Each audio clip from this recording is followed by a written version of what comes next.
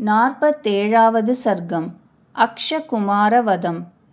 அந்த இராட்சச அரசன் ஹனுமாரினால் 5 சேனாபதிகளை சைன்யங்களோடும் வாகனங்களோடும் சிதையுண்டவர்களாய்க் கண்டு அச்சமயத்தில் சமரம் புரிய செருக்குடன் தயாராய் வந்து நிற்கும் அக்ஷன் என்கின்ற குமாரனை கண்முன்னே அன்போடு பார்த்தான். அந்த சூரன் அவனது கண் நோக்கினாலே ஏவப் பெற்றவனாய், பொன்னிற் செய்த விசித்திரமான ஒரு வில்லை தரித்தவனாய், உத்தமரான அந்தணர்களால் செய்யப்பட்ட ஹவிஸால் உயரக் கிளம்பும் அக்னி போல் இப்பொழுது சதஸில் தோன்றினான். பின்னர் வீரியவானும் இராட்சசர் தலைவனுமான அவன் உருக்கிய தங்கக் கவசங்கள் இழைத்ததும் பாலதிவாகரன் போல் ஒளி உடையதும் பெரிய ஒரு இரதத்தின் மீது ஏறிக்கொண்டு அந்த பெரும் வானரரை எதிர்த்து புறப்பட்டான். தேவதைகளுக்கு சமானமான விக்கிரமம் படைத்த அவன் அப்பொழுது தவங்கள் புரிந்து அவற்றின் பயனாக சம்பாதிக்கப்பட்டதும் உருக்கின தங்கத்தால் செய்யப்பட்ட கவச்சங்களால் அழகியதும் கொடி அணிந்ததும் இரத்தினங்கள் இழைத்த துவஜம் உடையதும் மனோவேகமாய் ஓடும் 8 நற்பிறவிக் குதிரைகளால் நன்கு பூட்டப்பட்டதும் தேவர்கள் அசுரர்கள் இவர்களாலும் தகைக்க முடியாததும் தடையின்றி எங்கும் சஞ்சரிக்க கூடியதும் சூரியன் போன்ற ஒளி உடையதும் வானத்திலும் செல்ல வல்லதும் அம்பரா தூணிகள் அணிய பெற்றதும் 8 கத்திகள் கட்டிய பலகைகள் பதிக்கப் பெற்றதும் முறைப்படி வைக்கப்பட்ட வேல்தோ மரம் இவைகளை உடையதும் வேண்டிய சகல வஸ்துக்களால் விளங்குவதும் சந்திர சூரியன் ஒளி போல் ஒளி வீசப்பட்ட பொற்கயிற்றால் சூரியனைப் போன்ற காந்தி உள்ளதுமான சர்வ பிரகாரத்தாலும் முடிவு பெற்றதுமான தேரின் மீது ஏறினவனாய் அவ்விடமிருந்து வெளிப்புறப்பட்டான். அவன் ஆகாயத்தையும் மலைகள் உள்பட புவியையும் குதிரைகள் யானைகள் பெரிய இரதங்கள் இவைகளின் தொனிகளால் பேரிரைச்சல் ஆகும்படி செய்து கொண்டு திரண்டு கூட வரும் சைன்யங்களோடுமே அவன் தோரண வாயிலில் காத்து வீற்றிருக்கும் சமர்த்தரான வானரரை நெருங்கிச் சென்றான். சிங்கம் போல நோக்குடைய அந்த அக்ஷன் பிரஜைகளை அழிப்பதில் யுக முடிவு காலாக்னியை போன்றவராய் உறுதியாயிருக்கும் அந்த வானரரை நெருங்கி ஆச்சரியத்தால் உண்டான மதிப்புடையவனாகி பெருமதிப்பை காட்டும் நோக்குடனே நிமிர்ந்து பார்த்தான். மகாபலிஷ்டனான அந்த ராஜகுமாரன் சத்ருக்களிடத்தில் அந்த மகாத்மாவான வானரரின் சாமர்த்தியத்தையும் பராக்கிரமத்தையும் தனது வலிமையையும் ஆராய்ந்து கொண்டு பனிகால முடிவில் சூரியன் போல் பெருகலுற்றான். எதிரிலிருந்த அவன் யுத்தத்தில் எவராலும் மீட்க ஒண்ணாததும் மாறாத பராக்கிரமத்தை நன்கு கவனித்து பார்த்து கோபம் தலைக்கேறியவனாய் புத்தியை ஒரு வகையாய் நிச்சயம் செய்து கொண்டு கூரிய 3 சரங்களால் ஹனுமாரை போருக்கு இழுத்தான். கையில் அம்பு கொண்டவனும் வில்லை நாணேற்றி வைத்து கொண்டிருந்த அந்த அக்ஷன் அந்த வானரரை அப்படி இருந்தும் இளைப்பென்பதே இல்லாத செருக்குடன் இருப்பவராயும் சத்ருக்களை வெற்றி பெறுவதில் ஆண்மையுடன் இருப்பவராயும் கண்டு கௌரவமடைந்த மனத்தனாய் மனதினுள் யோசித்தான். தங்கத்தார் செய்த பதக்கங்களையும் தோள் வளைகளையும் அழகிய குண்டலங்களையும் அணிந்திருந்தவனும் பராக்கிரமசாலியுமான அவன் வானரரை விரைவாய் மேல் விழுந்து தாக்கினான். அவ்விருவர்களுடைய கைகலப்பு இணையில்லாததாயும் தேவர்களுக்கும் அசுரர்களுக்கும் கூட அச்சம் உண்டாக்குவதாயும் இருந்தது. வானரருக்கும் ராஜகுமாரனுக்கும் உண்டான சண்டையைக் கண்டு பூமி கதறிற்று. சூரியன் ஒளி வீசாது இருந்தான். வாயு பகவான் வீசாது இருந்தான். மலை கூட நடுங்கிற்று. ஆகாயமும் ஒலித்தது.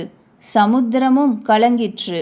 அப்பொழுது அந்த இலக்குக்கு குறிப்பிலும் அம்பை தொடுப்பதிலும் விடுப்பதிலும் வகைகளை நன்கு அறிந்த வீரன் கூரிய முனைகளுள்ளதும் பொற்பிடி இட்டதும் விஷம் தோய்ந்ததும் சிறகுகள் அமைக்கப் பெற்றதுமான 3 விஷ சர்ப்பங்களைப் போன்ற சரங்களை திரும்பவும் வானரரின் முடியில் பாய விடுத்தான்.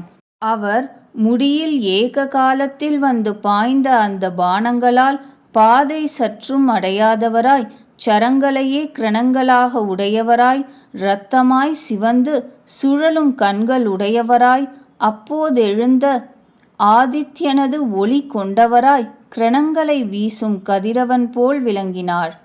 அதின்மேல் வானர ராஜரின் மந்திரிகளில் சிறந்த அவர் ரணகளத்தில் கூறிய பல ஆயுதங்களையும் பல விற்களையும் வைத்து கொண்டிருக்கிறவனும் மன்னவனது அருமை புதல்வனுமான அவனை உற்று நோக்கி தக்ஷணமே சண்டைக்கு சன்னத்தராகி சந்தோஷித்தார், பூரித்து கர்ஜித்தார்.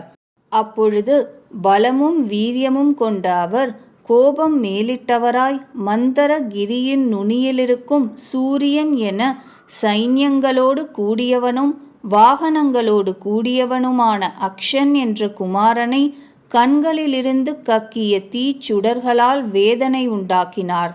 அதனால் அம்பு தொடுத்து விடுக்கும் வில்லாகிய அற்புதமான வில்லுடையவனாய், பாணங்களை மழையாக உடைய ராட்சச மேகமாகிற அவன், மேகம் பெருமழையில் மழையை எப்படியோ அப்படியே வானரோத்தமராகிய பர்வதத்தில் போரில் பாணங்களை வேகமாய் சொரிந்தான்.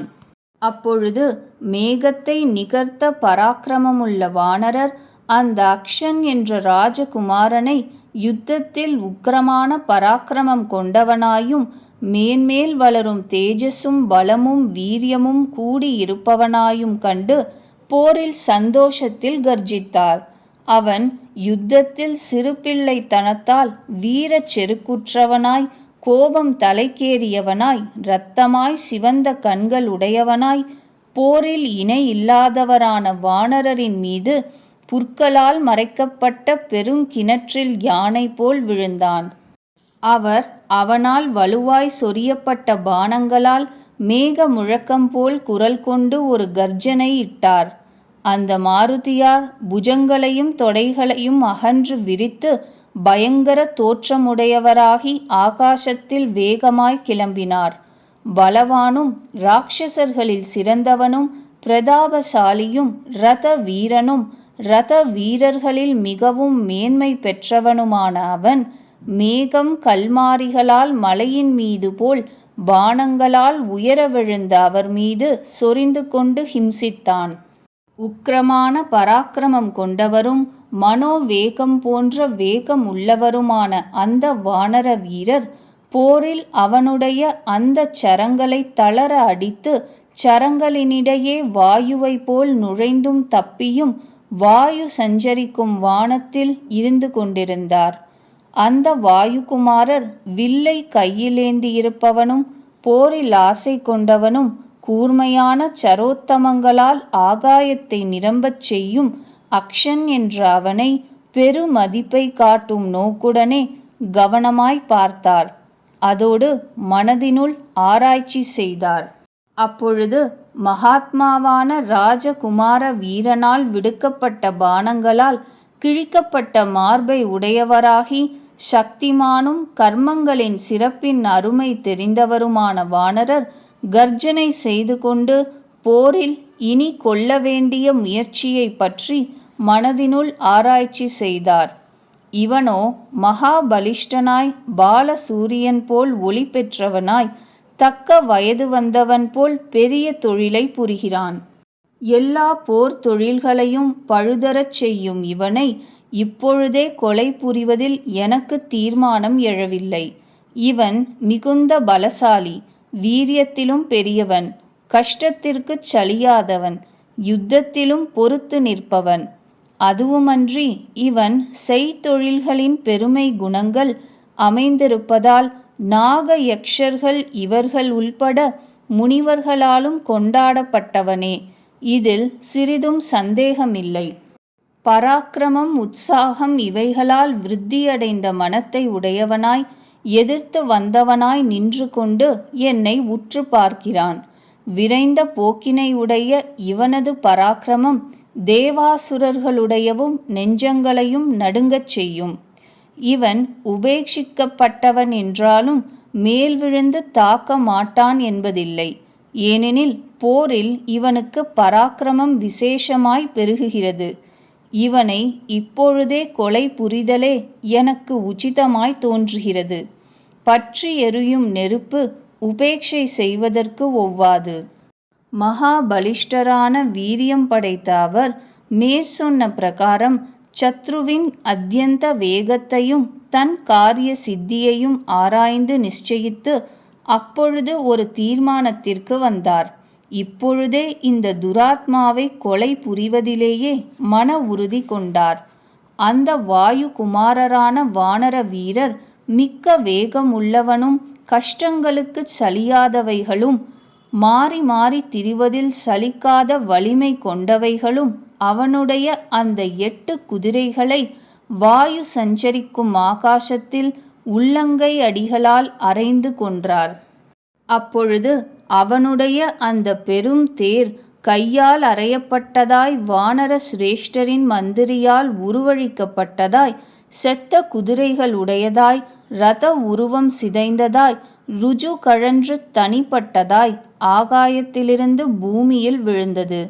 அந்த உக்கிரமான வீரியம் உடையவனான மகாரதன் அந்த இரதத்தை விட்டிழுந்து தனுசை உடையவனாய் கத்தியை கையிலே கொண்டவனாய் தவத்தின் பெருமையால் சரீரத்தை துறந்து தேவ உலகத்தை முனிவர் எப்படி நாடிச் செல்வரோ அப்படியே ஆகாசத்தில் தோன்றினான்.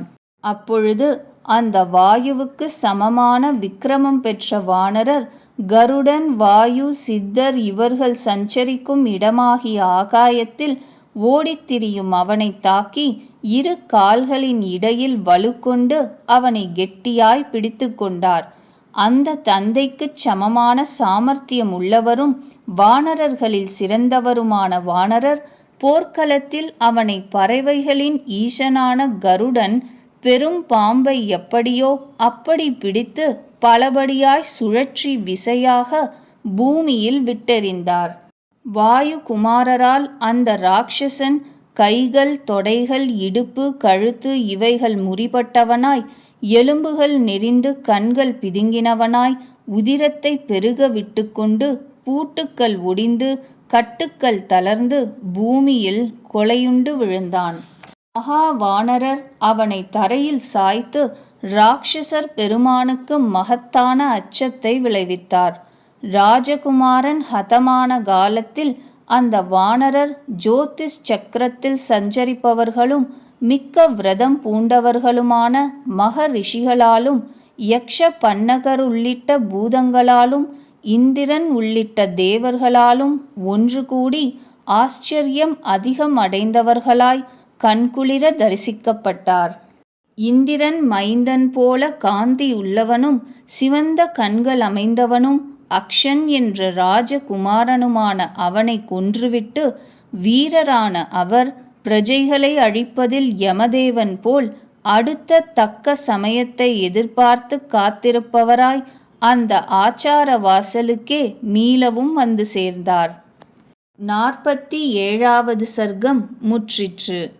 இவ்விதம் புராதனமான ஸ்ரீ ராமாயணத்தில் 18வது தினத்தில் நடக்கும் கதையின் பிரசங்கம் முடிவு பெற்றது.